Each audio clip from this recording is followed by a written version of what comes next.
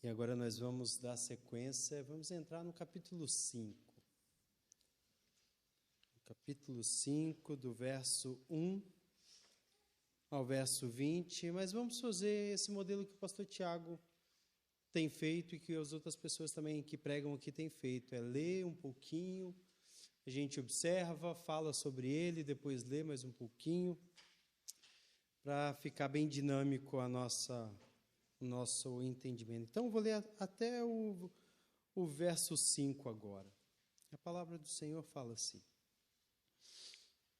Chegaram então ao outro lado do mar, a terra dos Gesarenos.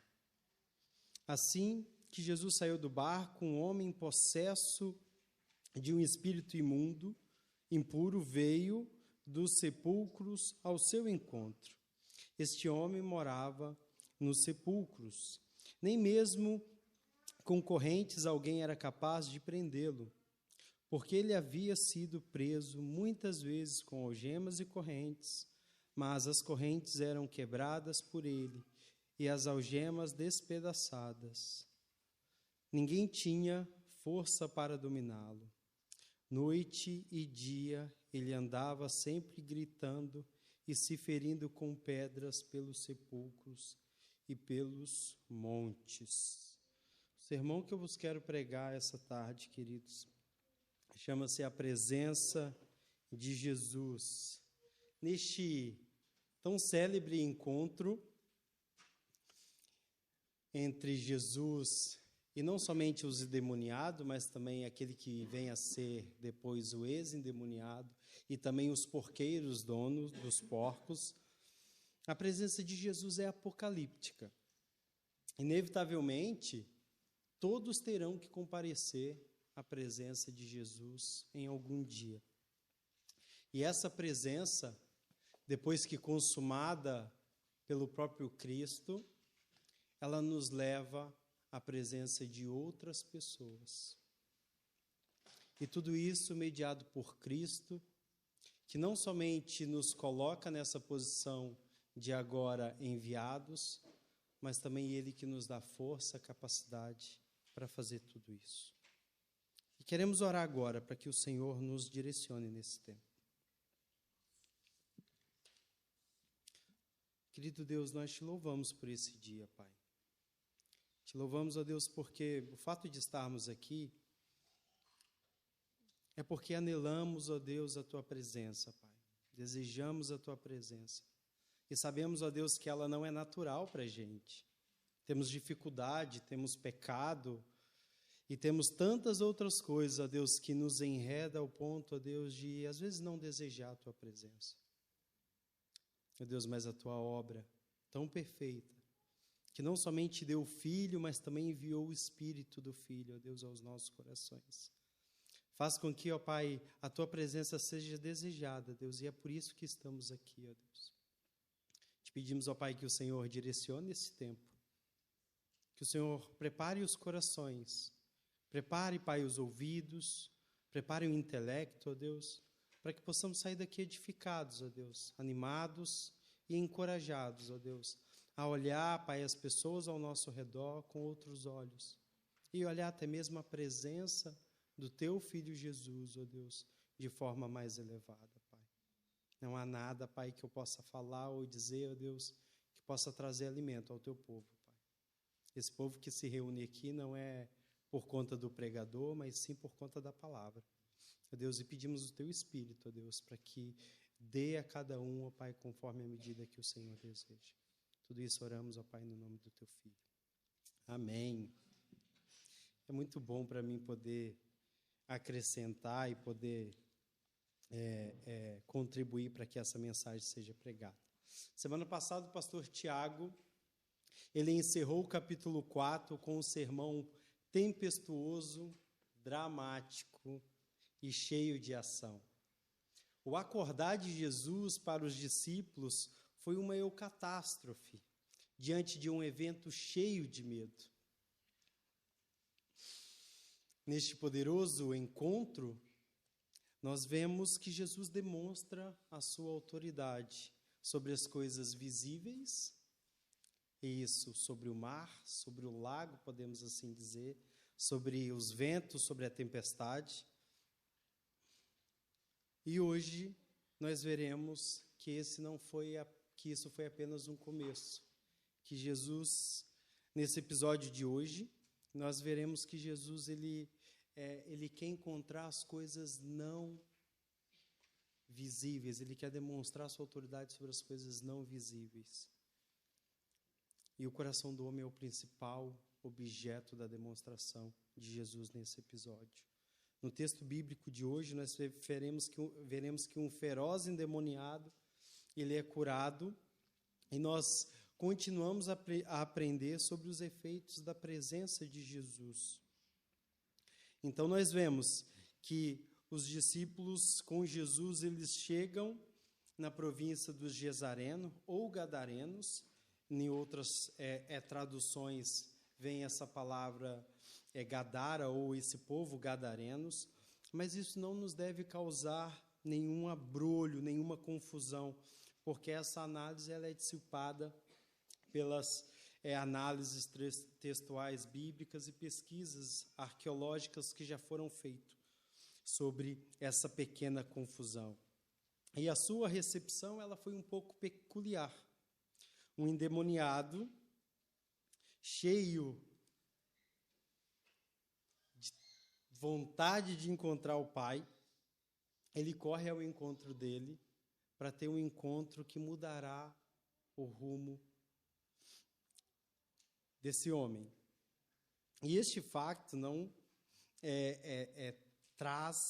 ele deve trazer para a gente algumas discussões sobre quem é esse homem. Alguns, em Mateus 8:28, cita que haviam 2 endemoniados. E quando há na Bíblia essas discussões, principalmente nos evangelhos sinópticos, sobre a mesma situação com informações diferentes, isso geralmente causa muita dificuldade na compreensão daqueles que não dedicam tempo para estudar sobre o que causa essas distinções. Mas a maior parte dos estudiosos, eles acreditam que havia um par, ou seja, eram 2 mesmo, mas Marcos não citou esse par. E Agostinho acreditava que haviam 2, mas Marcos utilizou apenas de um, porque esse tinha uma fama maior. Esse acreditava que esse endemoniado que Marcos usou e explicou sobre ele era o mais conhecido, até para que o agravo deste milagre ele tornaria ainda mais notável esse encontro com a presença de Jesus.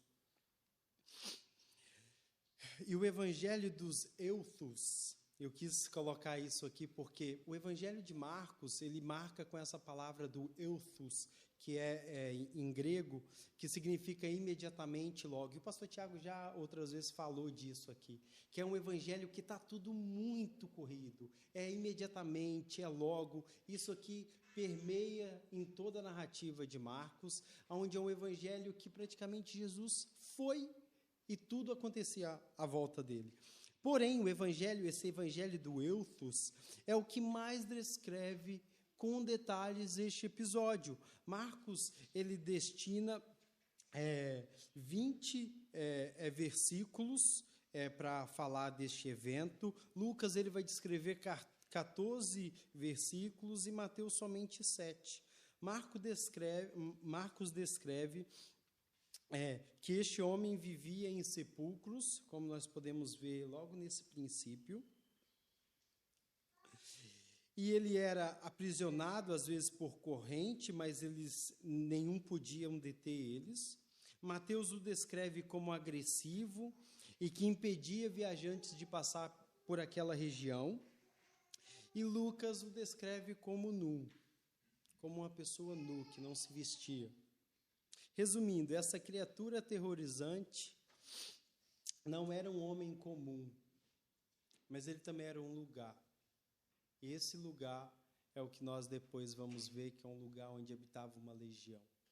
E essa legião era para determinar também, o Marcos faz esse uso de termos para que outras pessoas, principalmente os não-judeus, pudessem entender. E legião no Império Romano era uma guarnição que continha pelo menos aí 5.000 soldados. Então, nós chegamos a esse embate. E coloquem os vossos olhos no verso 35 do capítulo 4. Porque às vezes nós olhamos para esses relatos bíblicos e nós não nos colocamos a par daquilo que está acontecendo de fato. No verso 35 do capítulo 4, fala que quando Jesus partiu para essa trajetória, já era no final da tarde. Tudo indica esse mar, aspas, lago, que eu falo, ele tinha mais ou menos 18 quilômetros de largura. Então, de barquinho, diante de uma tempestade, os discípulos chegaram já ao anoitecer deste lado. Tudo isso que nós estamos falando e nós estamos observando se passou à noite, meus irmãos. Agora, imaginem vocês aí, nessa situação, onde vocês chegam a um lugar que era um lugar deserto, e vem um maluco desse correndo atrás de vocês. Ao anoitecer. Se for durante o dia, a pessoa ainda está segura, durante o dia. Mas ao anoitecer, isso é loucura. E é disso que nós estamos falando. Esse encontro foi um encontro louco. E nós precisamos observar que essa situação ela se torna sombria, macabra. E um maluco cheio de brutalidade, correndo em direção de Jesus e seus discípulos, e os relatos, tanto em Mateus, Marcos e Lucas, eles não falam da reação que os discípulos tiveram. Meus irmãos, nem um só pio eles dão. Nem um piozinho. Nem aquela tremida de medo que Marcos poderia relatar para a gente. Não se fala nada sobre a reação dos discípulos. E que já não bastasse a tempestade, o terror da tempestade, que eles que já tinham vivido nessa travessia, agora é um terror de uma criatura possessa correndo na direção deles. E que para o bem deles, é por isso que eu falei dessa eucatástrofe, essa aproximação resultaria em um momento de demonstração da autoridade de Jesus sobre os espíritos imundos, seguida de uma adoração. A adoração aqui, meus irmãos, ela não precedeu a demonstração de autoridade de Jesus. Calvino ele vai comentar que, nesta passagem, a aproximação à presença de Cristo não foi espontânea. Esse louco foi atraído por um exercício secreto da autoridade de Jesus. Ou seja, Jesus havia demonstrado a sua autoridade sobre a tempestade e agora esse endemoniado estava sendo atraído à presença de Jesus para que Jesus pudesse mostrar a sua autoridade. Podemos concluir que o reconhecimento da divindade e autoridade de Cristo é uma inevitabilidade. Quer para os demônios, quer para os homens, que dobrarão seus joelhos na pior das hipóteses no final dos tempos, adorar é preciso e no futuro não será possível não adorar. O chamado de Jesus, essa aproximação, essa atração de Jesus para com o endemoniado, foi para demonstrar a autoridade de Jesus sobre aquilo que não se vê, o espírito imundo e o coração do homem. E logo de seguida já tem um resultado prático, que é a adoração. Então aqui já podemos começar a ligar os pontos para lá no final a gente trabalhar uma aplicação nisso. Os demônios não ofereceram oposição diante da autoridade de Jesus. Vamos lá no verso 6 agora, a partir do verso 6. Ao ver Jesus de longe, correu e prostou-se diante dele, clamando em voz alta: que tenho eu contigo, Jesus, Filho do Deus Altíssimo. Rogo-te por Deus que não me atormentes, pois Jesus lhe dissera, sai desse homem, espírito impuro. E perguntou-lhe, qual é o teu nome? E ele respondeu, meu nome é Legião, porque somos muitos. E rogava-lhe muito que não os enviasse para fora da região. Até aí tá bom. Os demônios, eles não puderam resistir a essa autoridade de Jesus e a essa força criadora de todas as coisas. E prova dessa rendição é ilustrada justamente por esse pedido no verso 10, que fala, e rogava-lhes muito, porque que não os enviasse para fora da região. A gente vê aqui que a região em si, ela é importante para os demônios. E a gente vai ver isso mais para o futuro. Lembrando que Marco, nas outras passagens, fala que eles não deixavam que os viajantes passavam por essa região.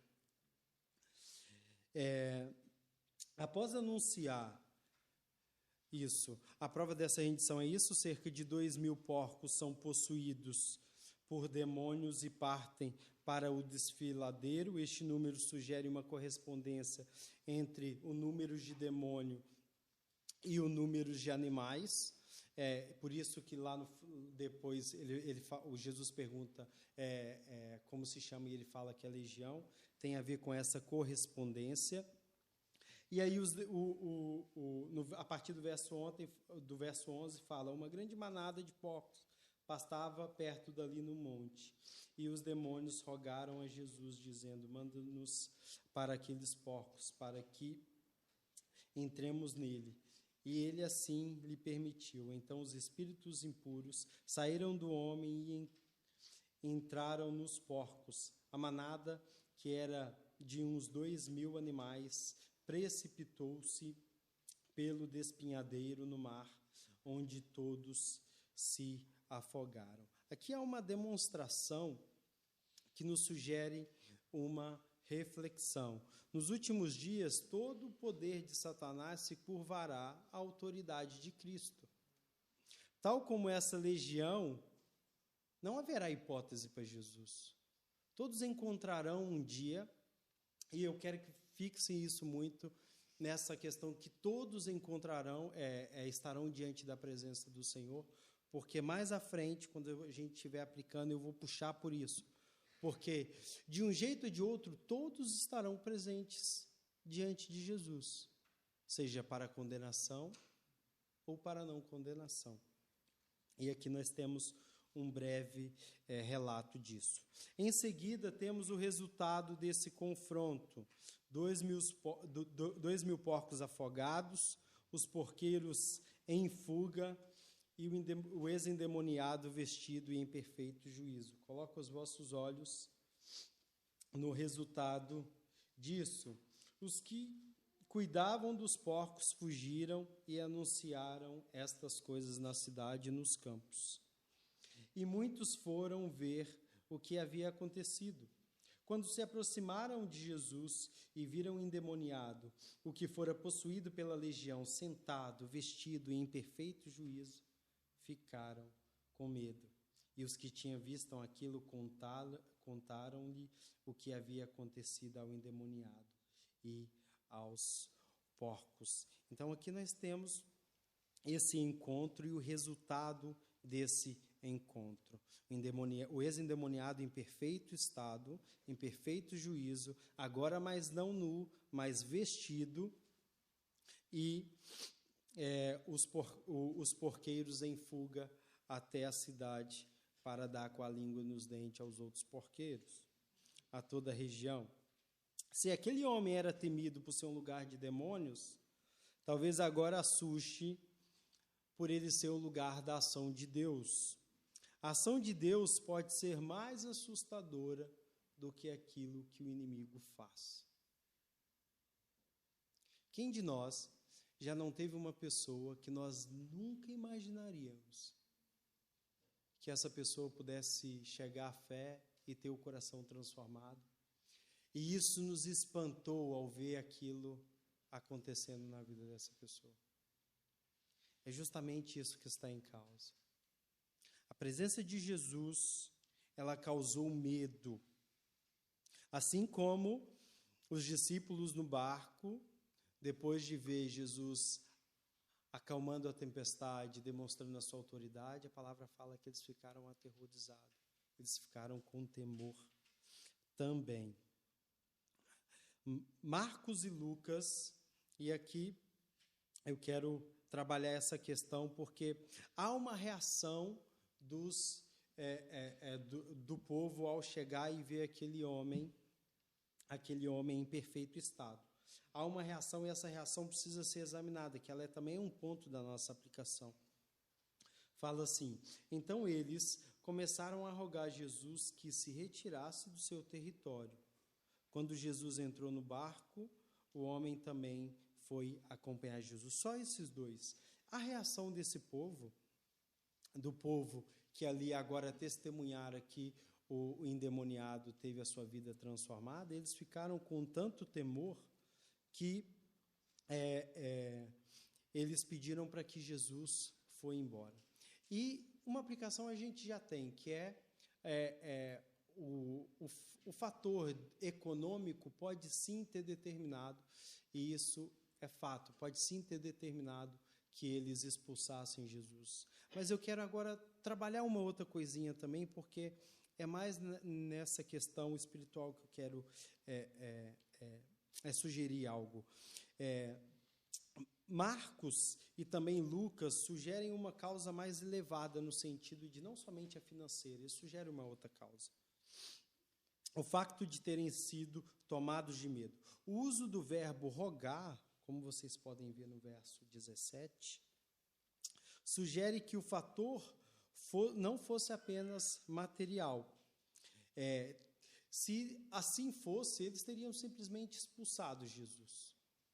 Assim como Jesus, quando entra no templo, ele não roga para que as pessoas saiam do templo. Ele expulsava as pessoas do templo. Então, aqui, esse uso do verbo rogar nos sugere que há uma coisa a mais, e essa coisa a mais nos sugere que eles não suportavam a presença divina de Jesus no meio deles. E aí, quando você vai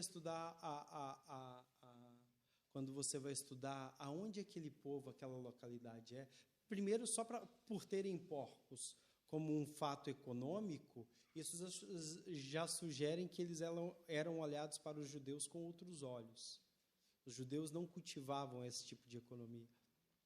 Então, aqui, o que me parece, e eu quero puxar mais por esse lado da presença divina, que eles não poderiam suportar a presença de um ser divino diante deles. O Evangelho, ele faz isso conosco. Há pessoas que não suportam a presença do Evangelho quando ele é exposto para elas. Mas nós não podemos negar esse fator econômico que os pode ter levado a expulsar Jesus também, porque a ação de Deus arruinou-lhes a sua economia. E no caminho de partida, o endemoniado suplica para que Jesus pudesse levá-lo, para que pudesse deixar ir consigo. Mas Jesus não permite, mas o encarrega de uma missão. Há aqui uma mudança na ordem que Jesus dava a seguir o milagre. Antes o silêncio era exigido, mas agora torna o endemoniado um missionário. Verificamos que quando Jesus regressa a Decápolis, em Marcos 7,31, já é bem recebido pelas pessoas que o procurem para que ele pudesse fazer algum tipo de milagre. Isso é um sinal que provavelmente o ministério do endemoniado, ele alcançou o seu sucesso. E como nós podemos aplicar estes textos à nossa vida? E aqui tem 3 fatores que nós poderíamos ver. O primeiro é a presença dos demônios, a presença de Jesus diante dos demônios. A segunda é a presença de Jesus diante dos donos dos porcos. E a terceira é diante do ex-endemoniado. E cada um desses ângulos também pode contribuir para aplicar algo à nossa vida. Então, o primeiro, a partir da atração dos demônios à presença de Jesus, compreendemos que a fé é apocalíptica. Inevitavelmente, todos comparecerão diante da presença de Cristo, seja ele para condenação, repito, ou para salvação. E nessa ocasião, a palavra nos ensina que serão forçosamente acreditar que Cristo é o Senhor. Cristo, ele atrai as pessoas para que haja verdadeiramente um encontro com a sua autoridade. E neste sentido, como a aplicação do ponto 3 também, cabe a nós facilitar esse ponto de encontro. Isso por quê? Porque, pela perspectiva do endemoniado, do ex-endemoniado, Jesus agora dá a ele uma nova missão de vida, que ele queria ficar na presença de Deus e de Jesus, e Jesus não o permitiu, convocando ele à sua missão. Então, nós compreendemos que a fé também é anunciadora. E agora eu quero linkar o ponto 1 com o ponto 3. Procurar a presença de Cristo leva-nos à presença de outros. Anunciar Jesus não é mais para os sedentários, de modo que o ex-endemoniado não ficou no mesmo lugar mais. E essa fé é dinâmica. Meus irmãos, grande parte do nosso povo, quando se trata de evangelismo ou de anunciar o evangelho, passa uma figura muito de um crente santarrão. E nós não vemos isso acontecer, principalmente na vida de pessoas mais maduras.